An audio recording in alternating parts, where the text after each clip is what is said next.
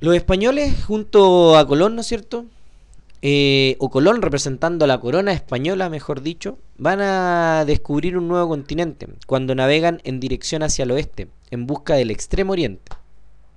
Tierras, ¿no es cierto?, que eran de grandes riquezas y especies, como ya te hemos explicado, como ya te he explicado, y objetos de gran valor, como la pimienta, el jengibre, ¿no es cierto?, los clavos de olor, esencia, etcétera.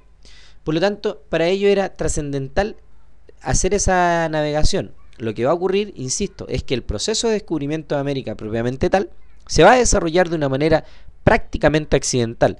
En los mapas de Colón y en los mapas de la Edad Media no sabían de la existencia de este continente americano, digamos, y obviamente lo que van a hacer es tratar de buscar la India y se van a encontrar con este continente.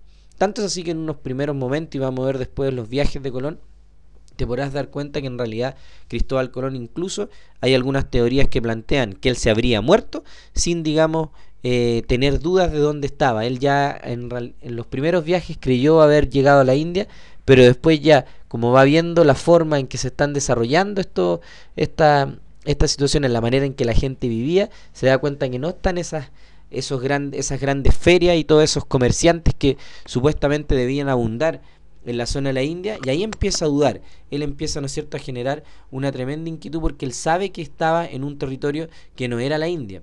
Por eso él de ahí ya empieza a generar y empiezan a hablar, mejor dicho, de un nuevo mundo más que de la India.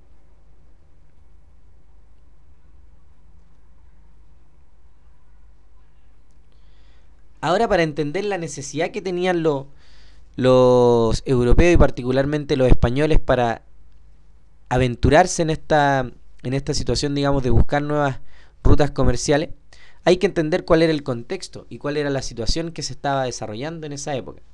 Entonces la pregunta que cabe hacerse aquí es clara. ¿Cuál era la situación y la vida de España en el siglo XV? Allí la unión de los mayores reinos ibéricos, que eran dos, estaban divididos en dos grandes reinos, el reino de Aragón y el reino de Castilla. Y con ello, digamos, la realización de la unidad mayor de la parte antigua de la Hispania. Es decir, cuando se une el reino de Aragón con el reino de Castilla, se va a formar lo que es la Gran España, la España, digamos, que después vamos a conocer hasta el día de hoy.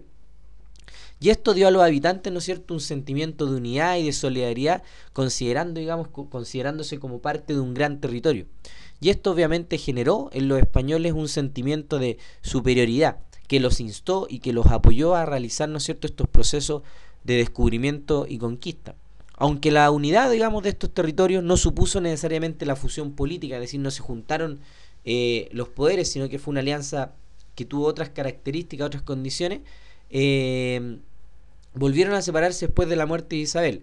Lo cierto es que fueron gobernados por una sola mano durante todo este periodo, a pesar de ser dos territorios, y como dije anteriormente, no poseer y no generar una fusión política, es decir, no juntarse como territorio absolutamente, siempre estuvieron bajo la mano de un rey que era el rey Fernando.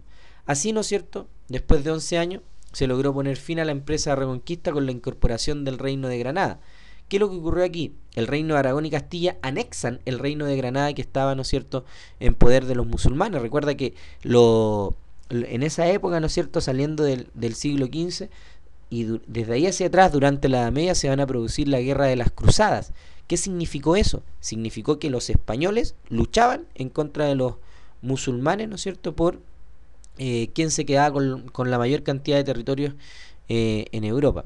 Por lo tanto, España tiene dos grandes triunfos. Se logra unir, digamos, la corona y los reinos de Aragón y Castilla, y posteriormente también logran la incorporación de Granada y vencer a los musulmanes. Por lo tanto, se quedan con una sensación de que España era algo importante. Y ese sentimiento es el que empuja posteriormente a España a aventurarse en estos territorios.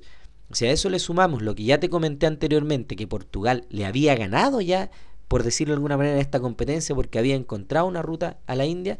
España estaba ansioso de poder, digamos, iniciar estos procesos y lograr de alguna otra manera una ruta a la India que le permitiera de alguna forma independizarse de todas las trabas que tenía el mar Mediterráneo para la navegación y la traída de estos productos desde el lejano oriente.